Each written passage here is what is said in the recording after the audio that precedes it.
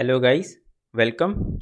इस वीडियो में बात करेंगे एक और बढ़िया सा स्विंग ट्रेडिंग वाले स्टॉक के बारे में और करेंगे हम लोग इसका fundamental analysis as well as technical analysis. देखेंगे कि क्या है इसमें लॉजिक, क्यों ट्रेड ले रहे हैं और क्या टारगेट और एसएल रहेगा। तो स्टार्ट करते हैं। स्टॉक का नाम है इमेजिका वर्ल्ड इंटरप्राइजेज लिमिटेड। ठीक है, अब इसका हम लोग चलते हैं, थोड़ा सा फंडामेंटल एनालिसिस देख लेते हैं। तो उसके लिए हम लोग चलेंगे मनी कंट्रोल वेबसाइट पे और इसका रीसेंट बस फाइनेंशियल्स देख लेंगे कि क्या चल रहा है। तो अगर यहाँ पे हम लोग एनुअल जाएंगे, एनुअल पे, तो आपको दिखेगा कि जो प्रॉफिट्स है वो तो अभी भी इस साल भर में नेगेटिव में चल रहा है, लेकिन ये आपको दिखेगा कि जो नेगेटिव है वो थोड़ा सा डिक्रीज़ होते जा रहा है ना। और क्योंकि ये मतलब वाटर जो राइट्स वगैरह होते हैं उससे रिलेटेड है, तो कोविड का बहुत अफेक्ट आया था, तो अब वो रिकवरिंग फेज़ में है। जैसे बाकी जो कोविड से अफेक्टेड सेक्टर्स थे उसी की तरह ये भी बहुत ज़्यादा अफेक्ट हुआ था, क्योंकि प्रॉपर उसी पे मतलब बेस्ड ही था, पानी वगैरह पे था, सब कुछ बैन था उस समय, कुछ नहीं चल रहा था, सब बंद था, तो इनका रेवेन्यू नहीं बन रहा था और अपना जो कॉस्ट है उनका तो वो कॉस्ट आ ही रहा था, इसी वजह से लॉस में है। थोड़ा सा अब हम लोग क्वार्टरली देख लेते हैं क्या है। तो क्वार्टर में पिछले क्वार्टर के हिसाब से इस क्वार्टर में एक पॉजिटिव नंबर आया है। पॉजिटिव में ठीक है, ज़्यादा बड़ा नहीं है वैल्यू, लेकिन ठीक है, पॉजिटिव आया है, बहुत अच्छा बात है। और अगर आप ईयर ऑन ईयर देखिएगा तो काफ़ी अच्छा ग्रोथ है। पिछला पहले -60 करोड़ के आसपास में नेट प्रॉफिट था, अभी एटलीस्ट 6 करोड़ है, पॉजिटिव है, तो ईयर ऑन ईयर बहुत अच्छा ग्रोथ है। और क्वार्टर भी रेवेन्यू का आई मीन नेट प्रॉफिट का ठीक ठाक ग्रोथ है। ठीक है, अब स्टार्ट करते हैं हम लोग इसका थोड़ा सा शेयर होल्डिंग पैटर्न देख लेते हैं। तो आपको दिखेगा कि प्रमोटर्स ने प्लेजिंग कम की है। पिछले साल मार्च में ही प्लेज्ड बहुत ज़्यादा था और परसेंटेज भी बहुत कम था, लेकिन प्लेजिंग कम किया है और अच्छा खासा एक स्टेक अपने स्टॉक में बनाया है। और जैसा कि हम लोग फंडामेंटल एनालिसिस वाले सीरीज़ में देखे हैं कि अगर किसी भी स्टॉक में प्रमोटर का होल्डिंग ज़्यादा होता है तो वो काफ़ी अच्छा इंडिकेशन होता है कि उन लोग को अपने बिजनेस पे भरोसा है। ठीक है, आगे बढ़ते हैं। अगर हम लोग थोड़ा सा FIIs तो अब इससे पूरा बाहर हो चुकी है, DIIs ने अभी भी इस पर एक होल्ड बना के रखा है। 11.33% इसमें अभी है होल्डिंग। ठीक है, जो कि पिछले साल के हिसाब से काफ़ी अच्छा है, क्योंकि पिछले साल ज़ीरो था इनका होल्डिंग, है ना, इसी क्वार्टर में। और पब्लिक का भी अप्रॉक्स में 16% के पास है, लेकिन पहले बहुत हुआ करता था। थोड़ा सा टॉप होल्डिंग देख लेते हैं एक बार। तो टॉप होल्डिंग में पब्लिक में एक HUF है, तो 1.23% उधर हो गया। LLP है 0.15, तो अप्रॉक्स में 1.5% और कम कर लीजिए, तो अप्रॉक्सीमेटली पब्लिक के पास 14.5% है फ्री फ्लोट में। ठीक है, इतना बेसिक हम लोग देख लिए, बेसिक फंडामेंटल उतना इम्प्रूव हो रहा है, मतलब पहले तो बीच में बहुत अफेक्ट किया था, लेकिन अब इम्प्रूव हो रहा है। ठीक है, अब चलते हैं स्टॉक पे हम लोग अपने टेक्निकल एनालिसिस पे। तो आपको दिखेगा, हम लोग सबसे पहले इसका वीकली एनालिसिस कर लेते हैं और इसमें मेरा व्यू थोड़ा सा बड़ा है, 3 मंथ से लेके 5 मंथ का है। ठीक है, तो इसमें थोड़ा सा टाइम लगेगा हमारे टारगेट्स पे अप्रोच करने के लिए, अगर उस डायरेक्शन में जाता है तो थोड़ा सा इसमें वेट करना है। ठीक है, अब लॉजिक्स पे बात करते हैं। अगर आप वीकली चार्ट पे आइएगा तो आपको एक प्यारा सा कप एंड हैंडल दिख रहा होगा। अगर आप इस पैटर्न से फेमिलियर हैं तो ये एक, अगर कप एंड हैंडल का ऊपर साइड में ब्रेकआउट आपको प्रॉपर दिख रहा होगा, क्योंकि 44 का एक अच्छा सा लेवल था, ठीक है, जो रेसिस्टेंस बार बार प्रोवाइड कर रहा था, और अब उसको वीकली बेसिस पे काफ़ी तगड़ा ब्रेकआउट दे चुका है विथ ह्यूज वॉल्यूम्स, मतलब इस वीक का तो वॉल्यूम भी काफ़ी ह्यूज है। तो ये पहला इंडिकेशन है कि स्टॉक में अभी रैली कर सकता है, पहला चीज़। दूसरा चीज़ मेरा क्या है कि एक इनसाइड बार भी है यहाँ पे। अगर आप देखिएगा, यहाँ पे एक इनसाइड बार बना है और एकदम प्रॉपर लेवल के पास बना है, 33.50 के पास बना है, और उसका ब्रेकआउट अगले वीक में ही आ गया था और उसका भी हाई को क्रॉस कर चुका है, और हाई इक्वल्स टू क्लोज के पास में इस वीक का कैंडल बंद हुआ है। तो काफ़ी अच्छा एक इंडिकेशन है कि इसमें अभी मोमेंटम काफ़ी अच्छा है।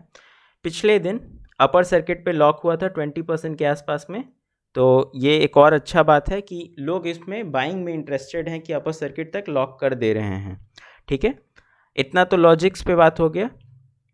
अब ये लेवल्स कैसे निकाले हैं वो थोड़ा सा देख लेते हैं। तो अगर आप देखिएगा कि वीकली पे 2 वीक इधर एक बहुत बड़ा रिजेक्शन आया था। यहाँ पे आप देखिए इसका विक्स मतलब जो विग है बहुत बड़ा है, और उसके बाद फिर एक डाउनफॉल आया, फिर वापस से अप्रोच किया, फिर वहीं 44 वाला जो लेवल है उसी पे रेसिस्ट किया, फिर नीचे आया और वापस से इस बार हम लोग का ब्रेकआउट दे दिया है काफ़ी तगड़ा। 49.25 पे अभी चल रहा है और अब हम लोग इसमें बाइंग कर सकते हैं। ठीक है, अब एसएल और टारगेट का बात कर लेते हैं, क्योंकि इसमें थोड़ा सा ज़्यादा बड़ा हम लोग टारगेट लेके चल रहे हैं तो एसएल भी इसमें थोड़ा सा बड़ा रहेगा। अगर कोई बहुत सेफ आदमी है तो वो इसको ऐसा लेके चल सकता है कि अगर 44.45 के नीचे में क्लोज, यानी कि अप्रॉक्सीमेटली 44 रुपीज़, ठीक है, 44 रुपीज़ के नीचे में क्लोजिंग बेसिस पे अगर आ जाए डे चार्ट में, तो आप उस ट्रेड से बाहर निकल सकते हैं। आपका लॉस अप्रॉक्सीमेटली 5 रुपये का होगा। ठीक है, और अगर कोई इसको मिड टर्म के लिए देख रहा है तो ये ट्रेंड लाइन बेस्ट रहेगा उसके लिए एसएल, कि अगर एसएल ये जो ट्रेंड लाइन है लाल वाला जो हम ड्रॉ करके रखे हैं, अगर उसके नीचे क्लोजिंग बेसिस पे हो जाए क्लोज, मतलब उसके नीचे अगर क्लोज हो जाए तो हम लोग इस ट्रेड से बाहर निकल जाएंगे। एसएल हम डिस्कस कर लिए, 2 एसएल बता दिए, 2 तरह के लोगों के लिए, जो बहुत क्लोज एसएल रखना चाहते हैं उनके लिए भी, और जो मतलब एक अच्छा एसएल लेके अच्छा टारगेट को ध्यान में रखते हैं उनके लिए भी ऐसा हम एसएल बता दिए। ठीक है, अब थोड़ा सा टारगेट की बात कर लेते हैं। तो टारगेट के लिए हम लोग इसको वीकली पे सेट करेंगे और थोड़ा सा छोटा करेंगे। ठीक है, तो आपको यहाँ पे आपको दिखेगा, थोड़ा सा छोटा करके इसको बड़ा कर लेते हैं।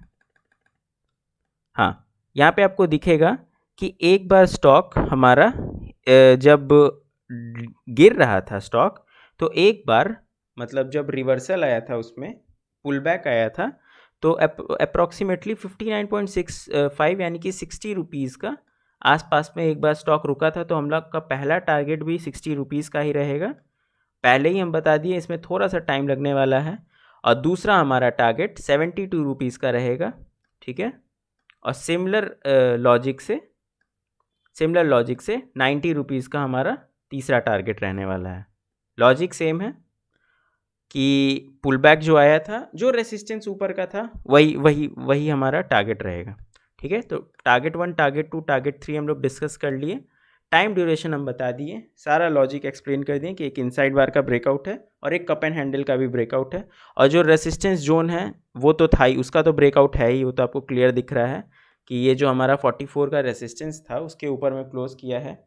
स्टॉक में लेने का भी बता दिए, फंडामेंटली भी इसमें ईयर ऑन ईयर काफ़ी अच्छा ग्रोथ हुआ है, प्रमोटर का होल्डिंग भी बढ़ा है, प्लस प्लेजिंग भी कम हुआ है, जो स्टॉक उन्होंने गिरवी रखा हुआ था उसे कम किया है। प्लस एक बड़ा न्यूज़ भी आ रहा है, वो न्यूज़ पे भी हम लोग थोड़ा सा बात कर लेते हैं कि 2 दिन पहले जो ये देखिए, Imagica world entertainment completes sale of walk water properties, तो 100% अपना स्टेक इसमें बेच दिया है। तो 1.06 बिलियन इंडियन रुपीज़ इन्हें आएगा, मतलब जो वैल्यू है मिलने वाला है वो यही है। तो इस जो पैसा आने वाला है वो ये अपने जो बिज़नेस है उसमें और स्टेबिलिटी लाएंगे और मतलब और निखरेगा, और जो फाइनेंशियल नंबर्स में जब वो लोग दिखाएंगे तो थोड़ा सा बूस्ट मिलने वाला है फाइनेंशियल रिजल्ट्स को भी। तो इसको भी ध्यान में रखते हुए एक और बहुत छोटा सा लॉजिक है कि ये देखिए, मतलब ये इंडस्ट्री क्या है, वाटर वाला इंडस्ट्री है, जो राइट्स होते हैं वाटर वाले हैं। एक तो वाटर वाले रहते हैं और एक और शायद एक और भी रहता है, जो भी है, इमेजिका बेसिकली वाटर रिलेटेड ही राइट्स रहते हैं। तो अभी जो मंथ आने वाला है वो भी समर का मंथ है। ठीक है, तो ऑब्वियसली जो मतलब जो होंगे और कस्टमर्स वो और जाएंगे, तो इनका रेवेन्यू बूस्ट होगा ही। सिंपल लॉजिक यही है कि समर आने वाला है, और इस क्वार्टर में, क्योंकि हम पहले ही बोल दिए हमारा व्यू 3 से 5 मंथ का है, तो एक रिज़ल्ट तो पोस्ट होगा ही, उसमें एक अच्छा सा रिज़ल्ट हम लोग एक्सपेक्ट कर सकते हैं। और वो जो उस समय बूस्ट आएगा हम लोग पहले ही होल्ड करके रख ले रहे हैं कि हम लोग को ज़्यादा फ़ायदा हो। सिंपल लॉजिक एक्सप्लेन हो गया। 49.25 के आसपास में चल रहा है, यानी 50 रुपये के आसपास में चल रहा है। पहला टारगेट हमारा 60 का है, यानी कि 20% का। दूसरा टारगेट हमारा 72 का है, यानी कि अप्रॉक्सीमेटली 44% का। ठीक है। और तीसरा टारगेट हमारा 90 रुपीज़ का, यानी कि 80% का टारगेट हम बता दिए। एसएल भी आप जान ही गए हैं कि पहला जो एसएल है 44 रुपीज़ का, यानी कि अप्रॉक्सीमेटली हम लोग का कुछ 12% का एसएल आ रहा है पहला। और अगर आप थोड़ा सा नीचे वाला एसएल लीजिएगा तो थोड़ा सा रिस्क रिवॉर्ड हमारा कम हो जाएगा, लेकिन अच्छा इसमें आपको मौका मिल सकता है। आई होप कि आपको वीडियो लॉजिक सब कुछ क्लियर होगा। और अगर वीडियो पसंद आया तो लाइक करिए, अगर कुछ भी सीखे हो तो सब्सक्राइब करिए चैनल को। और अगर आप इस स्टॉक में पैसा लगाने वाले हैं या लगा चुके हैं या पहले से है आपका, तो आप कमेंट कर सकते हैं। Thank you, bye bye.